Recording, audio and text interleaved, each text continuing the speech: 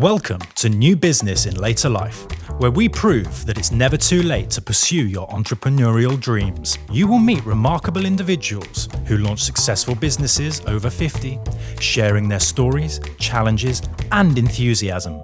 Your host, Ildiko, is a former social housing professional, textile designer, and teacher who described herself as a life artist. She is now a property professional, business network host, and facilitator of the Entrepreneurs Club. Subscribe now to hear these inspiring stories every week. So the networking started to excel your business. Tell me a little bit more about that. I just networked for ages before I even got any business.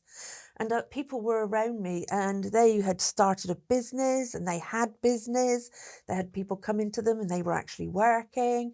And I wasn't even working as such. I was just networking. And it can be tiring. But now my business is off the ground and I am actually working properly now. And I just look back and I think that was all worth it. You can't, like they say, is it go fast, go alone, go slow, go with others, something like that. Something along those lines. Something like that. And so I'm sort of thinking I'm going slow and I'm happy to do that, but I am getting there. I think it's more about like to be really successful than go with others. Because then there is collaboration, then helping each other, and indeed the networking. I mean, just like yourself, I started up my own networking event as well, and the connections that are coming through are invaluable. And I always treated networking as work as well. And it is work, isn't it? It is, yeah, it is, yeah. Absolutely. Yeah, and social media. I'm not a big fan of Facebook, but I'm on Facebook a lot.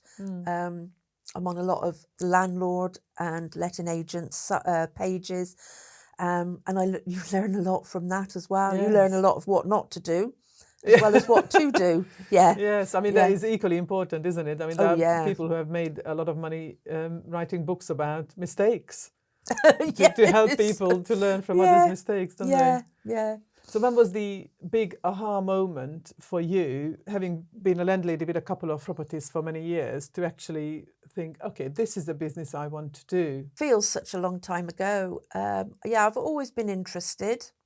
I always wanted more properties, but that was beyond me. So it was like, well, if I can't buy more properties, then I'll just go and look after other people's. I did look into mortgages because it's something I'm interested in as well. But the more I looked into it, the more I tended to go to just lettings. When you say mortgages, you would like to become a mortgage broker? Broker, yes. Okay. Yeah, I did look into it. And to be quite honest, perhaps I didn't look hard enough. I couldn't see a way into it. But since I've learnt that, the way in is literally to go and work in with a mortgage broker and get all your qualifications and all like that. Because I work with them as an apprentice kind of thing. Yes, which would have been fine. Lettings has always been there. Yeah. Is there an age limit to apprenticeship? I don't think so, no. It depends how many years life you've got left in you, I suppose. Yeah. I don't know if they would want to take me on as a 57-year-old apprentice. The money wouldn't be very good. Not at 57.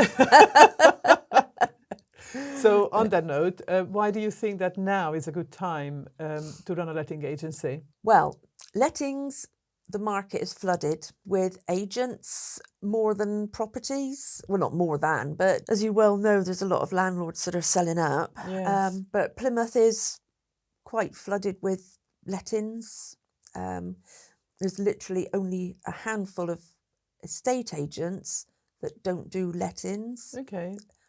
There's letting agents that just do lettings, but there's just a handful of estate agents that don't do lettings. So how does yours fit into it? So why do you think that running a lettings agency is a good business? I think because I am a small independent, that's what I like to say, is that I'm a small independent business. So I have a landlord, he's got his own tradesman. All the tenant has to do is say to me, we've got a problem, and I get in touch with the landlord and the landlord sends the tradesman in. He doesn't want to keep up with all the legislation and he just, doesn't want to keep up with all the legislation.